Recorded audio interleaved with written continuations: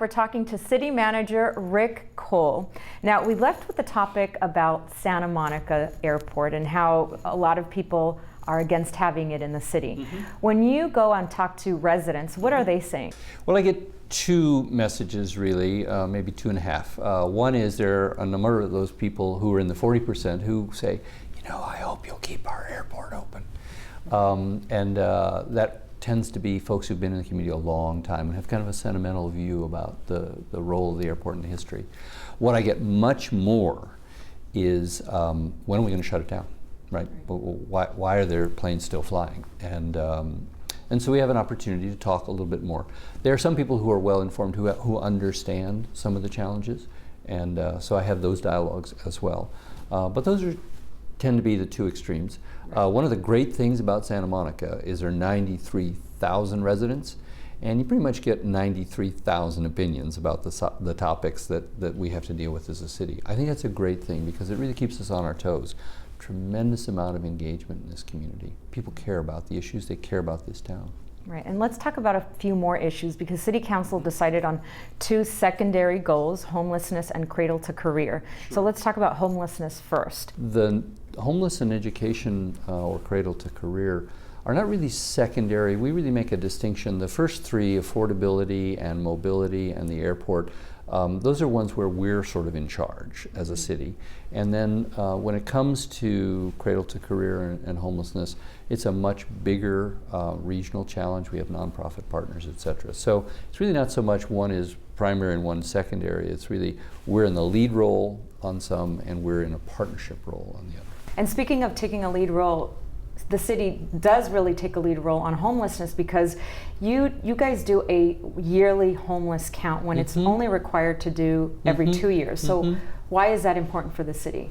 Well, homelessness in a beach community, particularly Santa Monica, which is such an attractive beach community, is an issue that we are constantly on top of. And really, although there's an annual count, our help team, the homeless liaison patrol team of our police department, they are literally on it daily. They keep track of where people are and how well things are going, and they really work hard to refer people to the appropriate services. We do an excellent job inside the borders of our 8.3 square miles.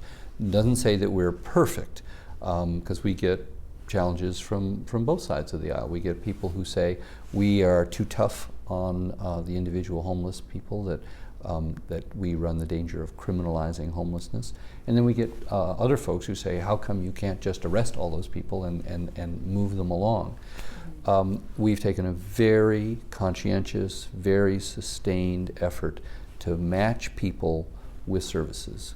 Mentally ill people, people who are just down on their luck economically, families, individuals, people who are veterans who can get veteran assistance, people who can get health care, whether it's emergency or chronic kind of health care. That's our focus inside our 8.3 square miles. But there's a way bigger county-wide homelessness crisis, and that's why this is one of our top 5 priorities, is we want to work more collaboratively with the County of Los Angeles and the City of Los Angeles, because if they have a problem, we're going to have that problem.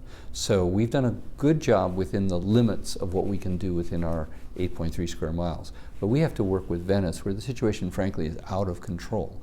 And we want to work with Mayor Garcetti, with Councilmember Bonin, with LAPD. We also want to work with Supervisor Sheila Kuehl and the county. Everybody has a part in doing this. At some level, frankly, the city and the county have kind of looked on us as, well, they have a lot of resources, they do their own thing, and we have this tremendous need, and we don't have much in the way of resources in terms of stretching it. 26,000 homeless people in the city of Los Angeles, huge challenge. So we're going to try to ameliorate some of that conflict that's taken place, that friction that's taken place over time, and really be hand in hand with them. And we can't leave out, in just talking about the governments, the really key players here are our nonprofits and our faith institutions, who are really on the front lines of providing the services to get people out of homelessness and into a place where they have a roof over their head. That's not something government is great at. It is something that nonprofits have really done a great job of. We are close partners with a number of them here in Los Angeles, or here in Santa Monica, and what I want to say is we now want to broaden that scope to some of the folks who are around us in Los Angeles. We have to take on this issue regionally to be successful locally. Definitely. Talk to us about Cradle to Career. It's a great phrase that sort of encapsulates the fact that from the time a child is born here in Santa Monica to the time that they take a job that's going to lead them on to a satisfying and successful job that's going to sustain their well-being throughout their lives, a lot of opportunities and a lot of risks. And we want to make sure that we maximize the opportunities and we minimize the risks. And I said earlier that the Cradle to Career is one where we're not in the lead. Look, again, government is not the best at delivering a wide range of services. We do best when we are focused on some things that we do really well, like police or fire or libraries. But I've been out to a number of our institutions in the 4 months I've been here. I've been to the YMCA, I've been to the Ocean Park Community Center, I've been to our hospitals and our clinics. I've been to some of the social service agencies that are providing direct services to the community and to our youth. What we want to do is what we have done, frankly, is pull all those groups together to talk about sharing resources and sharing a focus on results. It doesn't do any good to have 6 different programs doing 6 similar things if they're not talking to each other. So Cradle to Career is making sure that we don't lose kids. We don't lose kids to drugs. We don't lose kids to suicide. We don't lose kids to teenage pregnancies.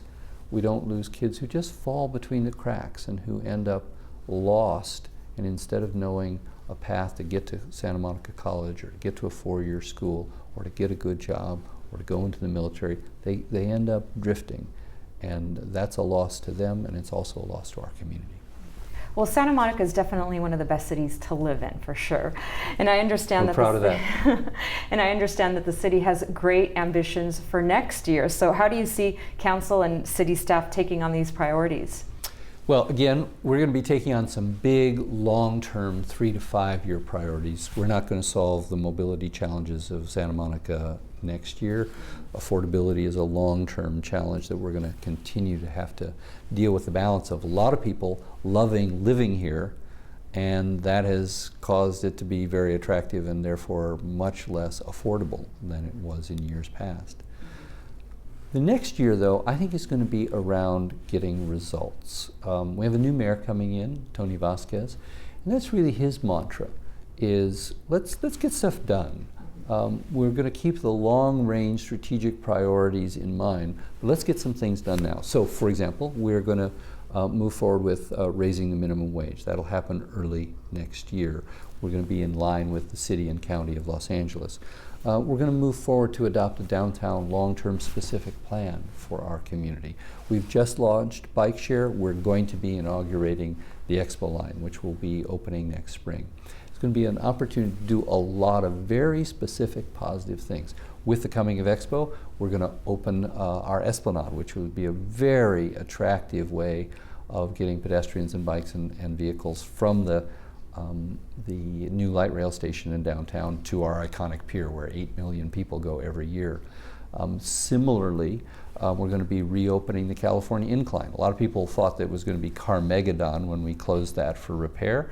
It's really gone very smoothly, and we're going to be not only reopening the auto access to Pacific Coast Highway from our downtown, but we're going to be building a new replacement of the existing pedestrian bridge.